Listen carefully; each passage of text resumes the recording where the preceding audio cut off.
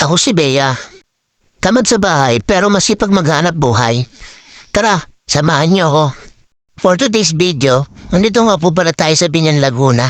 Dito nga po pala bagsakan ng gulay tuwing madaling araw malapit dito sa amin. Siyempre, nagtataka kayo anong ginagawa ng matabang tomboy dito. Poging tomboy pala. Di ba nga, frozen meat naman ang tinda natin. Kahit ako nga, hindi ko alam kung ba't ako nandito. Lagi kasi ako niyayaya ng nanay ko dito. Ewan ko ba sa nanay ko? Hindi, joke lang. Kinda rin natin yan sa tindahan natin. Complete package na tayo. Pagpasok mo, mayroon ka ng karne, mayroon ka pang gulay. Sabi ni Mami, mamili daw ako ng kalamansi, yung malalaki daw. Naghanap ako ng kasing laki ng kamatis, wala naman ako nakita. Ayan tuloy, tinulungan ako ni Mami mamili ng kalamansi. Para daw kasi yung engot.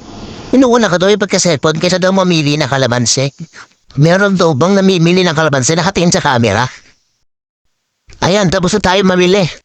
Ngayon palakad-lakad na lang tayo, kala mo naman pagod na pagod, kalamansi lang naman ang pinili. Ngayon ipapakita ko sa inyo yung itsura ng Binyan, Laguna paggabi. Bilisan lang natin maglakad ng maglakad kasi mamaya hanapin na naman tayo ni Mami.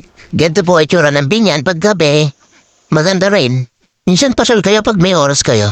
Salamat sa pagsama. See you in next vlog.